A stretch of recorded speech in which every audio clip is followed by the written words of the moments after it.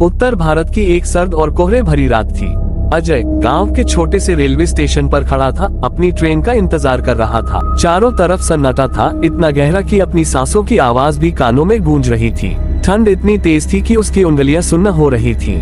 घड़ी ने रात के 11 बजे थे और उसी पल कहीं दूर से ट्रेन के हॉर्न की आवाज आए। प्लेटफॉर्म पर अजय और एक बूढ़ी महिला थी जो कोने में बैठी हुई लगातार नीचे जमीन पर देख रही थी। वो हिल भी नहीं रही थी, जैसे कोई पत्थर की मूर्ति हो। अजय का ध्यान बार बार उसकी तरफ खिंच रहा था। उसने सोचा, क्या ये औरत यहाँ इतनी रात में अकेली क्यों बैठी है? लेकिन उसे लगा शायद वह किसी का इंतजार कर रही होगी। कुछ ही मिनटों में ट्रेन स्टेशन पर आकर रुकी।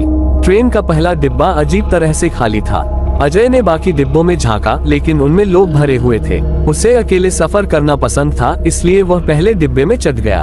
अंदर घुसते ही उसे हल्की सी सीलन और एक अजीब सी ठंडक का एहसास हुआ। खिड़की के पास बैठकर उसने अपना बैग साइड में रखा और लंबी सांस लेकर आराम करने लगा। ट्रेन धीरे धीरे चलने लगी। बाहर सब कुछ कोहरे में डूबा हुआ था। खिड़की से दिखता हर दृश्य धुंधला था, जैसे किसी पुराने सपने को फिर से देखने की कोशिश की जा रही हो।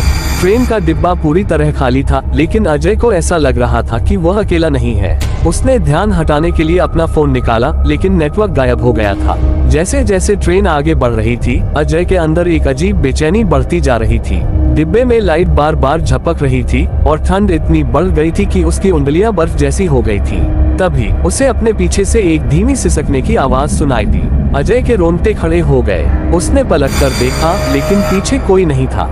वह खुद को समझाने लगा कि यह उसकी कल्पना है। तभी खिड़की के शीशे पर एक हल्का प्रतिबिंब नजर आया, जैसे कोई उसके पीछे खड़ा हो। उसने तेजी से पीछे देखा, लेकिन डिब्बा खाली था। यह क्या हो रहा है? अजय ने खुद से बुदबुदाते हुए कहा। अचानक ट्रेन की लाइट्स पूरी तरह से बंद हो गईं। पूरे डिब्बे में अंधेरा छा गया। अजय ने अपने फोन की टॉर्च ऑन की और डिब्बे के अंदर देखना शुरू किया। तभी उसने देखा, एक महिला सफेद साड़ी में आगे वाली सीट पर बैठी हुई थी।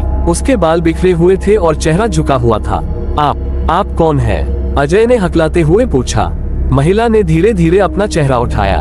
उसकी आंखें गहरी काली थीं और चेहरा बुरी तरह झुलसा हुआ था। उसने सीधे अजय की आंखों में देखा और बोली, तुम यहाँ क्यों आए हो? अजय का दिल जोर जोर से धड़कने लगा। उसने सीट से उठने की कोशिश की, लेकिन उसके पैर जैसे जमीन से चिपक गए थे। तभी महिला जोर से हंसने लगी। उसकी हंसी इतनी भयानक थी कि डिब्बे की दीवारें भी कांपने लगी। खिड़कियों के बाहर अजय ने देखा, कई डरावने चेहरे उसे घूर रहे थे।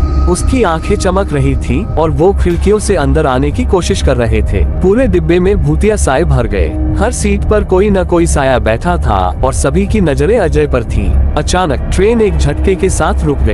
डिब्बे की लाइट्स वापस आ गईं, लेकिन महिला और सभी साए गायब हो गए। अजय ने हिम्मत जुटाकर खिड़की से बाहर देखा। ट्रेन एक अजंबी और सुनसान स्टेशन पर रुकी थी। प्लेटफॉर्म पर बस वही बूढ़ी महिला खड़ी थी, जिसे अजय ने गांव के स्टेशन पर देखा था। तुम यहाँ क्यों आए? महिला ने अजय की ओर देखते हुए धीरे से कहा।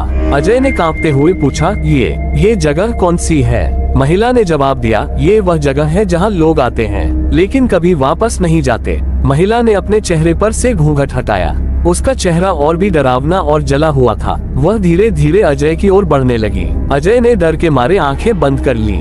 जब उसने फिर से आंखें खोली तो ट्रेन और महिला दोनों गायब हो चुकी थी। बाद में अजय को पता चला कि जिस ट्रेन में वह सफर कर रहा था, वह कई साल पहले एक बड़े हादसे का शिकार हो गई थी। उस हादसे में सैकड़ों लोग मारे गए थे और तब से यह ट्रेन रात में सिर्फ उन्हीं को दिखाई देती है जो मौत के बेहद करीब होते हैं। आज भी अजय जब उस रात के बारे में सोचता है तो उसकी रूह कांप उठती है। वह ट्रेन और उस महिला की हंसी उसकी यादों में हमेशा के लिए कैद हो चुकी है।